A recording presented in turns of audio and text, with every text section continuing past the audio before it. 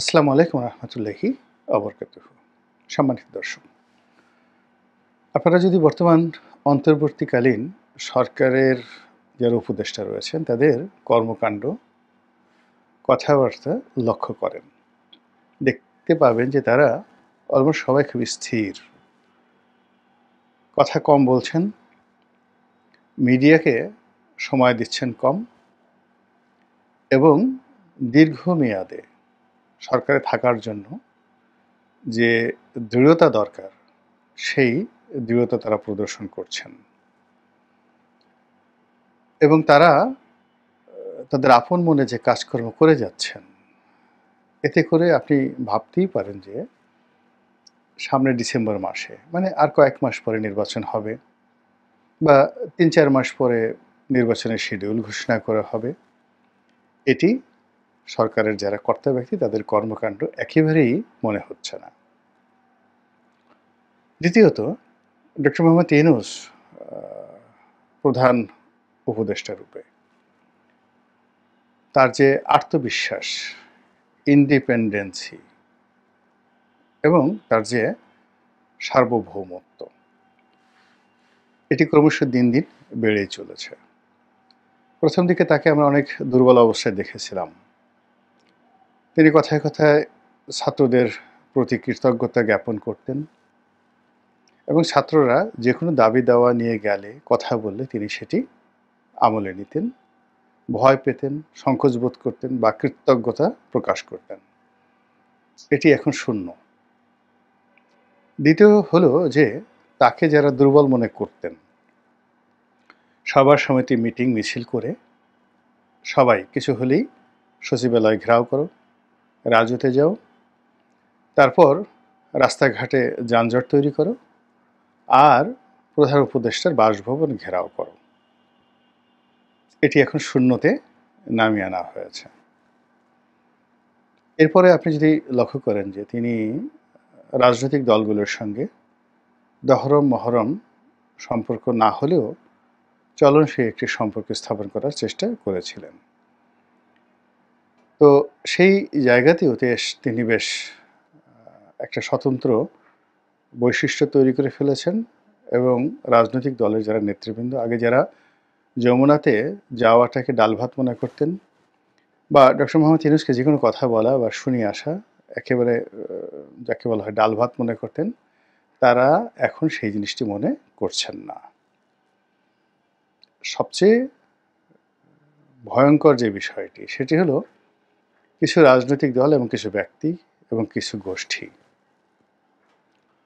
তারা প্রথম থেকে মনে করেছিল যে ডক্টর মোহাম্মদ ইউনূস তাদের লোক, বা জনগণ মনে করেছিল যে ডক্টর মোহাম্মদ ইউনূসের সঙ্গে ওই ব্যক্তি, ওই প্রতিষ্ঠান, ওই সংগঠনের ভালো সম্পর্ক রয়েছে। এদের মধ্যে বেশ কিছু এনজিও আছে, তারপর এনজিওর বাইরে কিছু গবেষণা প্রতিষ্ঠান রয়েছে, যারা দেশে খুবই সুপরিচিত, আন্তর্জাতিক অঙ্গনেও সুপরিচিত এবং সুদীর্ঘকাল ধরে ডক্টর মোহাম্মদ ইউনূসের সঙ্গে তাদের একটা সম্পর্ক ছিল। হাল আমলে সেই সম্পর্কগুলো নেই।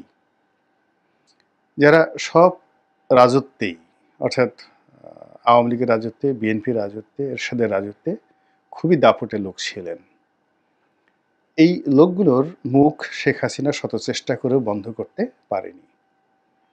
এখন এই লোকগুলোর মুখ কালো। এদের মধ্যে সবচেয়ে যিনি প্রবীণ এবং যাকে বলা হয় আন্তর্জাতিক খ্যাতির সম্পন্ন, তিনি অতি সম্প্রতি দেশের একটি বড় পত্রিকাতে একটি নিবন্ধ লিখেছেন। এতে বোঝা যায় যে তিনি এবং তার যারা সঙ্গী সাথী এখন কতটা দুরবস্থার মধ্যে আছে। ফলে ওরা বললাম এই অর্থে ওর উপরে চন্দ্রবিন্দু দিলে ওনারা যে সম্মানটা বোঝায়, ঠিক তদ্রূপ সেই সম্মানটাই বোঝায়। এখন সমস্যা হলো যে ওনারা ডক্টর মোহাম্মদ ইউনূসকে যেভাবে মনে করেছিলেন যে তাদের পকেটের ট্রাম্প কার্ড, তারা যেভাবে বলবেন সেভাবে চলবে, সেটা হচ্ছে না। ফলে ডক্টর মোহাম্মদ ইউনূস আপন কর্তৃত্বে, একক কর্তৃত্বে তিনি কিন্তু এখন এগিয়ে যাচ্ছেন। দ্বিতীয়ত পুলিশের মধ্যে যে আওয়ামী প্রীতি ছিল, বিএনপির বিভক্তি ছিল, বিএনপির দাপট ছিল, জামাতের দাপট ছিল, এটি ক্রমান্বয়ে কমতে পুলিশ এখন মোটামুটি একটা নিউট্রাল পথে এগোনোর চেষ্টা করছে এবং সেখানে সঙ্গত কারণেই এখন যারা পুলিশের কর্তা ব্যক্তি রয়েছেন তাদের সঙ্গে সরকারের অর্থাৎ অন্তর্বর্তীকালীন সরকারের একটা সম্পর্ক প্রফেশনাল ওয়েতে হয়ে গেছে।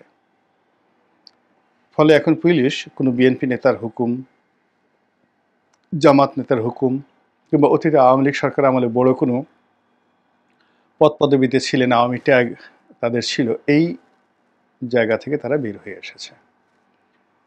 সর্বশেষ রইল সামরিক বাহিনী। যারা মনে করতেন যে সামরিক বাহিনীর জেনারেল ওয়াকারুজ্জামান থেকে শুরু করে যারা কর্তা ব্যক্তি রয়েছেন মূল ক্ষমতাটা তাদের হাতে এবং তারা যেভাবে চাইবেন ওভাবেই ডক্টর ইউনূসকে চলতে হবে, এর বাইরে হবে না।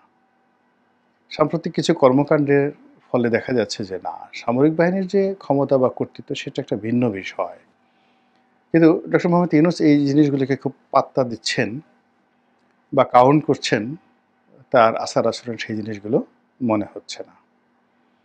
তিনি ক্রমশই দৃঢ়তা দেখাচ্ছেন,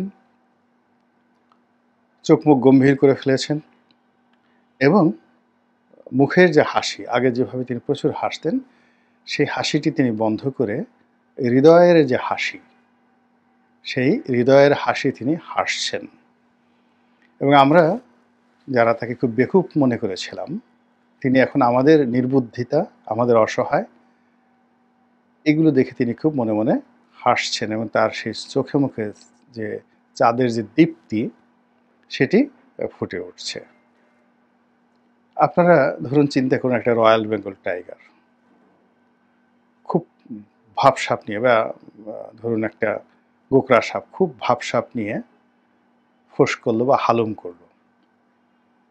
আপনি যে কোনোভাবে তাদেরকে একটা বৈদ্যুতিক শক দিয়ে দিলেন বা ছ্যাঁকা দিয়ে দিলেন, দেওয়ার পর ও আপনাকে যেভাবে জমের মতো ভয় পাবে, ফনাটা আস্তে নুয়ে যাবে আর হালুম বন্ধ হয়ে যাবে, লেজটা গুটিয়ে যখন পালাবে বা মুখ কালো করে ধরে বসে থাকবে যে হলো কি, এরকম তো হওয়ার কথা না।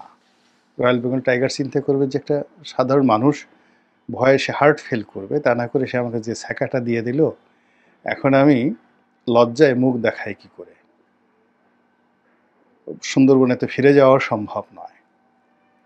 ফলে কি হলো, সে দূরে বসে বসে অবাক বিস্ময়ে সে মানুষটির দিকে তাকিয়ে থাকে। এই গত কয়েক মাসে আপনার আমার চোখের আড়ালে, অন্তরালে কত মানুষ যে এরকম ছ্যাঁকা খেয়েছেন, ধরা খেয়েছেন, যা আপনি যদি জানেন হাসতে হাসতে আপনি গড়াগড়ি দেবেন। আর যে লোকগুলো ছ্যাঁকা খেয়েছেন তারা নিরাপদ দূরত্বে বসে খালি ভাবছেন যে হায় আল্লাহ, এই কথা যেন লোকজন না জানে। আর যিনি এই ছ্যাঁকা দিয়েছেন তিনি দূরে বসে বসে চাঁদের হাসি হাসছেন। ফলে কি হলো, এখন ওই যে তিনি আগে বলেছিলেন যে ম্যাটিকুলাস ওয়েতে এই একটা আন্দোলনটি চলেছে, তার সঙ্গে তার কতটা সম্পৃক্ততা, সত্যতা ডাজ নট ম্যাটার, কিন্তু সরকারের কর্মকাণ্ডে একটা ম্যাটিকুলাস ভাব চলে এসেছে। সরকার ধরে নিয়েছে IMF টাকা দেবে না, বিশ্বব্যাংক টাকা দেবে না, তাকে চলতে হবে। ঠিক সেইভাবে তারা দৃঢ়তার সঙ্গে এগোচ্ছে।